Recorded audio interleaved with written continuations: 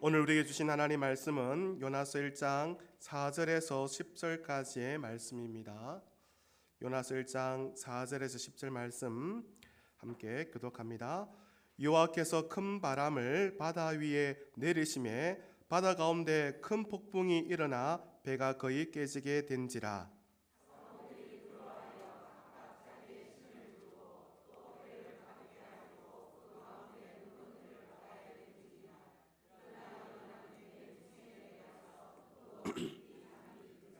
성장이 그에게 가서 이르되 자는 자여 어찌함이냐 일어나서 내 하나님께 구하라.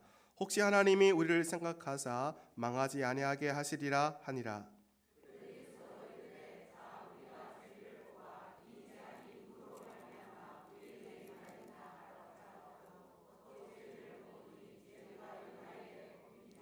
무리가 그에게 이르되 청하건대 이 재앙이 누구 때문에 우리에게 임하였는가 말하라. 내 생업이 무엇이며 내가 어디서 왔으며 내 나라가 어디며 어느 민족에 속하였느냐 하니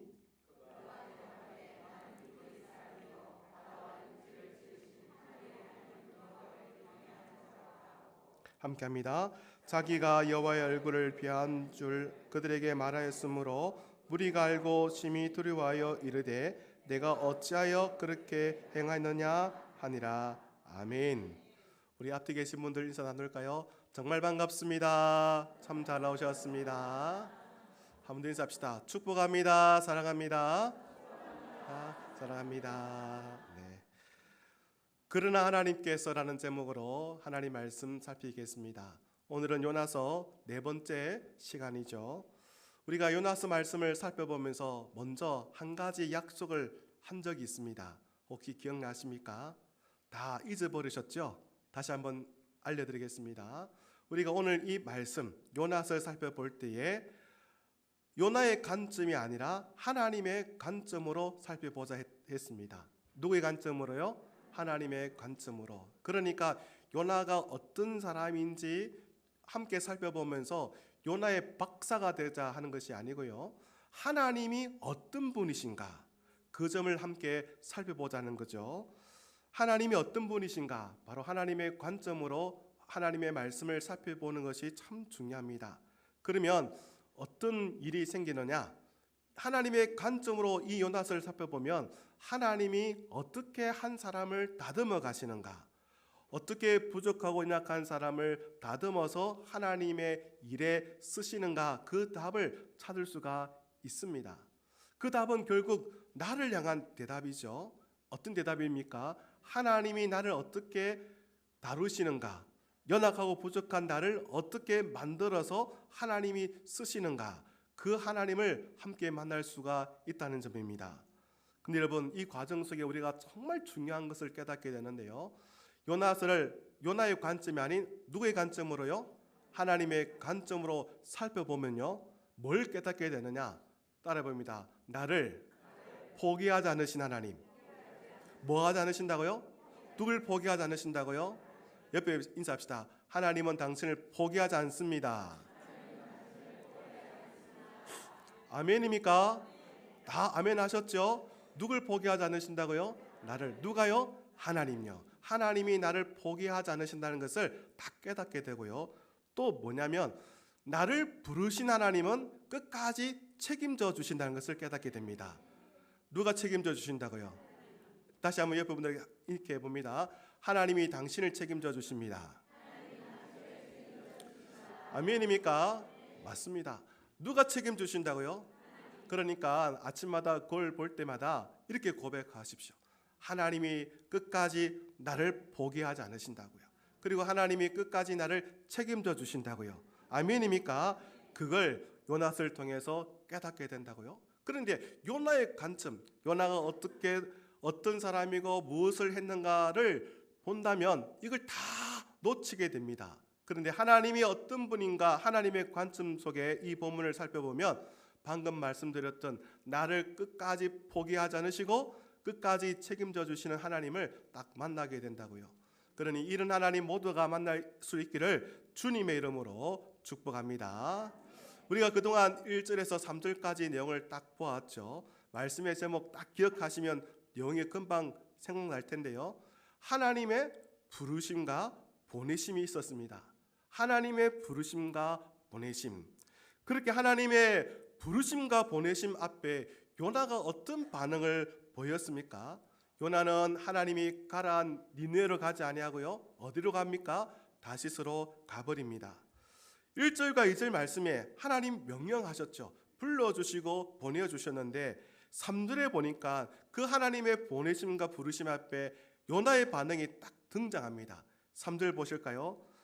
그러나 요나가 여호와의 얼굴을 피하려고 뭐 했다고요? 도망하려고. 그러나 요나가, 그러니까 하나님의 명령이 있었는데, 하나님의 부르심이 있었는데, 하나님의 보내심이 있었는데, 그러나 요나는 그 말씀의 명령에 순종했다 불순종했다? 불순종했다는 거죠. 그러니까 3절을 딱 정리해보면 한마디로 말하면 요나는 불순종하더라는 겁니다. 그러면 4절에는 어떤 말이 이어지면 자연스럽겠습니까? 하나님이 부르시고 보내시는 그 명령에 요나가 불순종했으니까 그러면 이번에 하나님이 어떻게 하셔야 되겠습니까? 그런 요나를 버리셨다. 아니면 요나 대신 다른 사람을 선택하여 사용하셨다라고 나와야 되지 않겠습니까? 그게 자연스럽죠. 그런데 오늘 성경에 보니까 전혀 뜻밖의 말씀이 딱 있더라고요. 4절 말씀에 보시면 여호와께서 큰 바람을 바다 위에 내리심에 이렇게 나와 있습니다. 자, 여러분 오늘 우리가 함께 보았던 이 개정 성경에는 여호와께서라고만 나와 있는데요. 다른 성경을 함께 살펴보니까 이런 단어가 딱 있더라고요. 특별히 영어 번역 성경에 보면 but the Lord, 다시 말하면 그러나 하나님께서, 그런 말이 딱 있더라고요. 그러니까 3절에 그러나 요나가 있듯이 4절에도 뭐가 있습니까?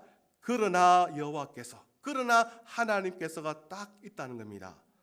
이게 무엇입니까? 바로 이런 의미죠. 요나는 도망쳤습니다. 그러나 하나님은 요나를 끝까지 포기하지 않았습니다. 요나는 하나님의 부르심을 예면하여 불순종하였습니다. 그러나 하나님은 그렇게 하나님의 부르심과 보내심에 불순종한 요나를 끝까지 붙들고 있습니다. 그게 4절의 내용이라는 겁니다. 그러니까 성경은 요나의 실패를 따라 이어가는 것이 아니고요. 누구의 관점에서? 하나님의 관점에서 하나님이 어떻게 반응하시는가를 우리에게 줄기차게 말씀하는 겁니다. 따라합시다. 내 인생에는 하나님이 중요합니다. 아멘입니까? 하나님이 중요하다고요. 그러니까 그 하나님 오늘 이 시간 꼭 만나고 돌아가길 바랍니다. 그럼 여러분 오늘 이 성경에 이 그러나, 여러분 성경에 4절 앞에 그러나를 한번 딱 적어 놓으십시오. 그러나 뭘 적으라고요?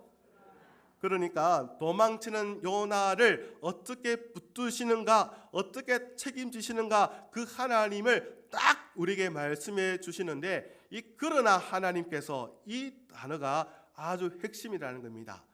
그래서 여러분 오늘 말씀의 제목이 뭡니까? 그러나 하나님께서. 옆에 있읍시다. 그러나 하나님께서.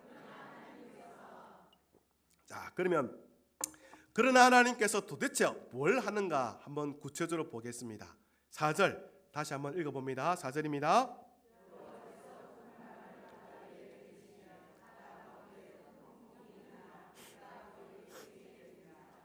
3절까지는 이제 그러나 요나가 주어였잖아요. 그런데 4절에는 요나가 주어가 아니고 누가 주어입니까? 여호와께서. 주어가 바뀌었습니다. 그럼 여러분 3절 먼저 한번 볼까요? 그러나 요나가 누구의 얼굴을 피하려고? 여호와의 얼굴을 피하려고 뭐 했다고요? 도망갑니다. 그런데 4절 보니까 여호와께서 큰 바람을 바다 위에 내리시매라고 등장합니다. 그러니까 4절은 주어가 바뀌었다는 것은 3절과 다른 내용을 알려주고자 하는 거죠. 그러면 이 4절에는 요나가 뭘 했는지, 그러면 요나가 왜 도망갔는지 그런 설명 없이 이제 딱 4절에 여호와께서 큰 바람을 바다 위에 내리시매라고 말을 합니다. 쉽게 말하면 그러나 하나님이 뭘 하셨는가를 말씀하려고 한다는 거죠. 자, 정리해 보면요. 여러분 하나님이 요나에게 어디 가라고 딱 말씀하셨죠? 2절에 보면 느느에 가라고 딱 명확하게 말씀하셨다고요. 그런데 그런 명령을 받았던 요나는 어디로 가버립니까? 다시스로 도망가 버리죠. 그게 3절에 나와 있습니다. 니느웨와 다시스 어디쯤일까? 여러분 지리를 보면요, 니느웨는 저기 동쪽 편이라면 반대편인 서쪽 편이 다시스입니다. 그러니까 하나님은 동쪽으로 가라 하셨는데 요나는 동쪽 반대편인 정반대편인 어디로 갑니까? 서쪽으로 가버렸다고요. 그러니까 잠시 길을 비켜간 것이 아니고 의도적으로 정반대 방향으로 누가 가버렸습니까? 요나가 가버린 겁니다. 그러니까 하나님의 보내심과 그 정반대 방향으로 도망가버린 사람이 누구였습니까? 요나입니다. 그러면 여러분 니느웨는 어떤 곳입니까? 하나님 마음이 있는 곳이죠. 반면 다시스는 어떤 곳입니까? 그런 하나님을 피해 도망가버렸던 요나의 마음이 있는 곳이 다시스였습니다. 바로 오늘 이 다시스를 향해 가는 이 배 상황이 오늘 본문의 내용입니다. 이미 니느웨를 떠나 멀리 다시스를 향해 바다를 향해 떠나가고 있습니다. 그 배 한가운데에 이 요나가 있습니다. 그 배 한가운데 있으면서 요나의 마음은 어떤 마음이 들었을까요? 하나님이 분명히 동쪽으로 니느웨를 가라 하셨는데 이 배를 타면서 점점점 그 니느웨를 멀리 떨어지면서 하나님의 보내심과 또 그 하나님이 가라는 그 니느웨가 멀어지는 자기를 보면서 이제 더 이상 하나님이 나를 보지 않으실 거야. 하나님 나를 이제 더 이상 상관하지 않으실 거야. 하나님 보내심에서 완전히 벗어났다라고 여겼을 겁니다. 왜요? 하나님의 마음은 어디 있었는데요? 니느웨에 있었는데 자기는 급정 반대 방향 가고 있었기 때문이죠. 그런데 성경은 오늘 읽었던 긴 말씀의 핵심이 무엇입니까? 요나의 마음은, 생각은 하나님 나를 모르실 거야, 도망친 나를 모르시고 계실 거야 라고 생각했었는데 내용을 가만히 살펴보니까 그럼에도 불구하고 하나님은 여전히 요나를 보고 계셨다는 거예요. 여전히 요나를 지켜보고 계신 분이 누구였습니까? 하나님이라는 거예요. 그리고 도망치는 이 요나를 가만두지 않으셨죠. 어떻게 이 도망치는 요나를 다루셨습니까? 4절입니다. 다시 보시겠습니다. 4절 같이 봅니다. 여호와께서 큰 바람을 바다 위에 내리심에 바다 가운데 큰 폭풍이 일어나 배가 거의 깨어지게 된지라. 뭐가 일어났죠? 큰 바람. 이전까지만 해도 하나님은 말씀으로 요나를 찾아오셨죠. 그런데 4절에는 하나님의 말씀이 없습니다. 하나님의 음성이 들리지 않습니다. 그 대신 뭐가 있습니까? 큰 바람이 불어 배가 깨어지기 직전이었습니다. 여러분, 만약에 요나의 관점으로 이 성경을 본다면 이런 하나님의 큰 바람 앞에 요나가 어떻게 했는가 보게 될 겁니다. 그런데 요나의 관점이 아닌 누구의 관점으로? 하나님의 관점으로 보자 그러셨죠. 그러면 도망치는 이 요나에게 왜 하나님이 큰 바람을 불게 하셨을까요?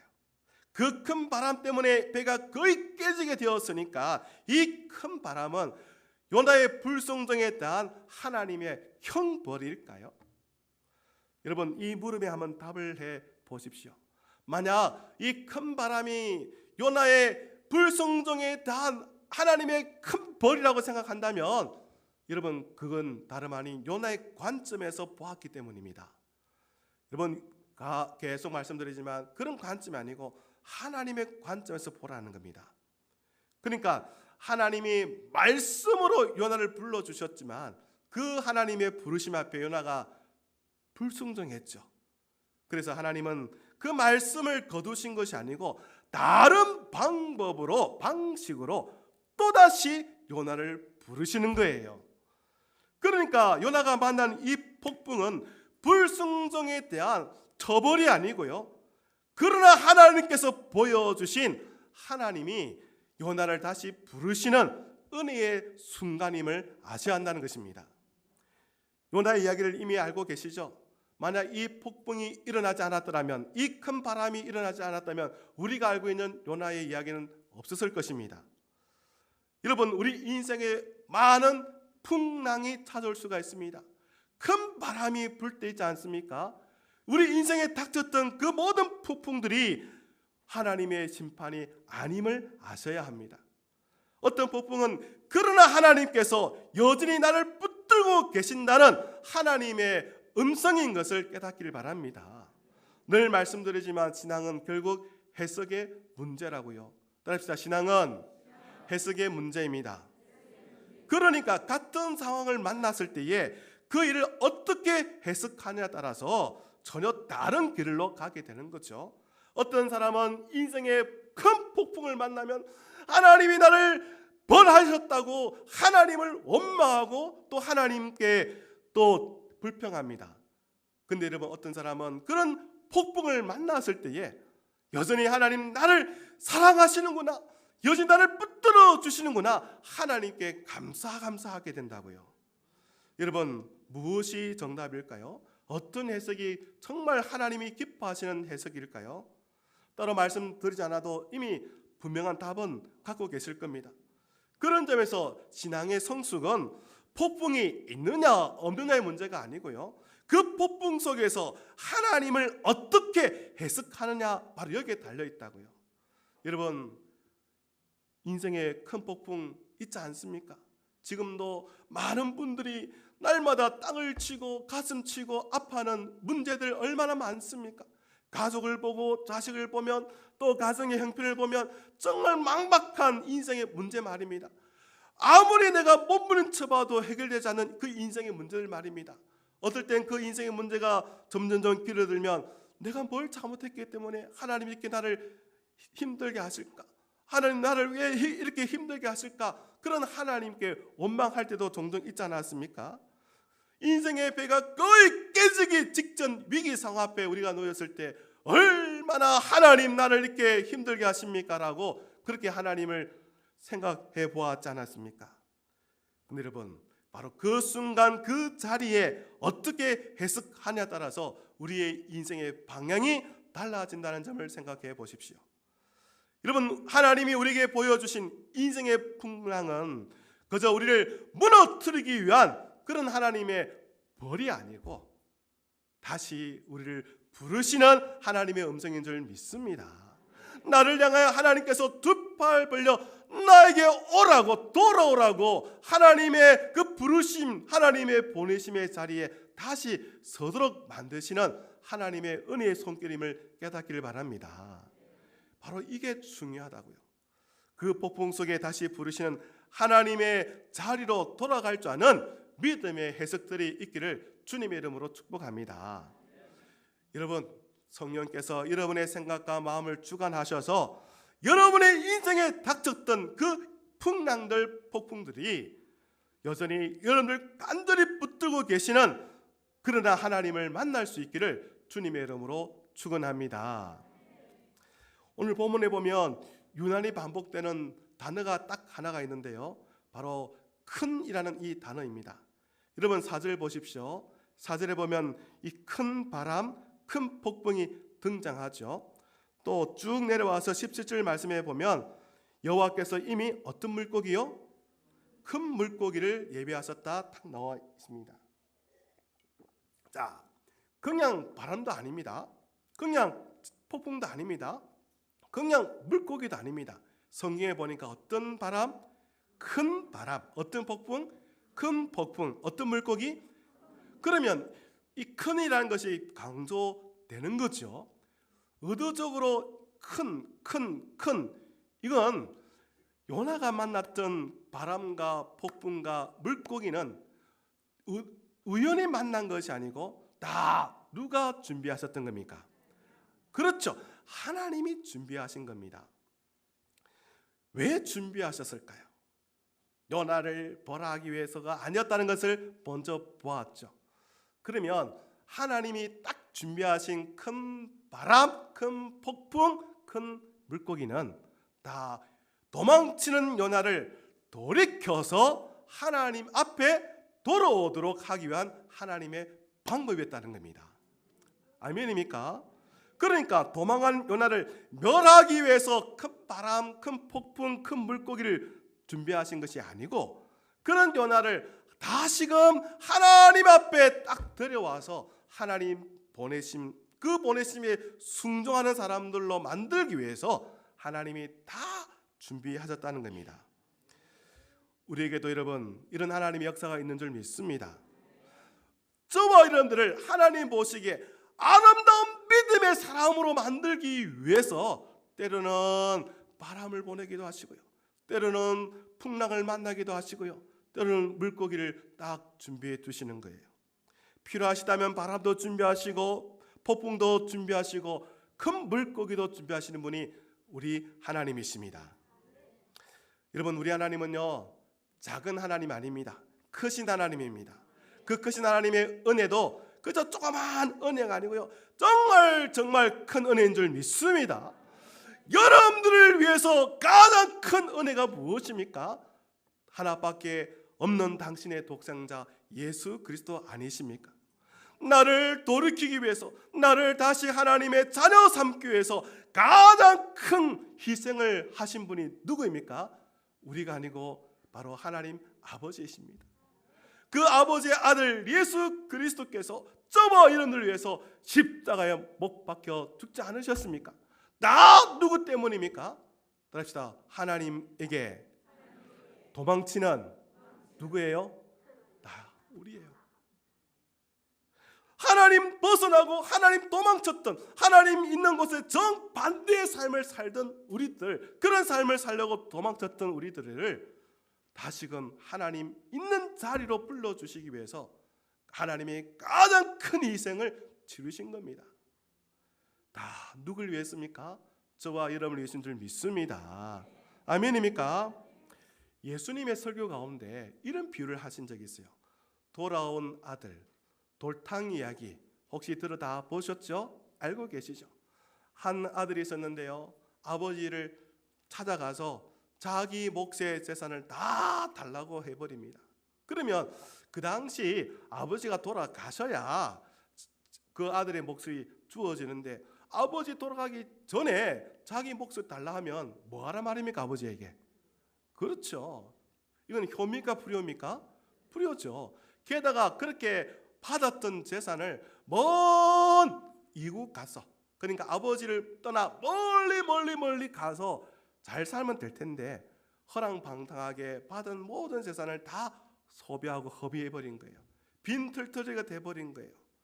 자, 이 이야기를 듣던 사람들의 입장에서는 이 아들은 돌에 맞아 죽어 마땅한 아들이죠.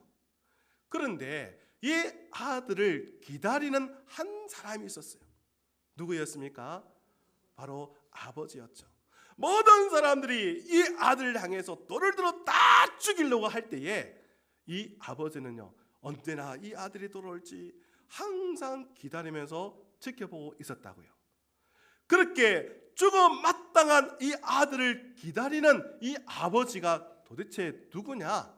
다름 아닌 우리 하나님 아버지인 줄 믿습니다. 그 하나님 아버지, 그러나 하나님이기 때문에 여전히 나를 기다려주고 계신다는 거예요. 나를 한 번도 포기하지 않으시고요, 나를 하나님 아버지 품으로 다 데려오기 위해서 자기의 모든 것을 다 희생하시는 그 아버지 하나님이 우리 하나님 아버지인 줄 믿습니다.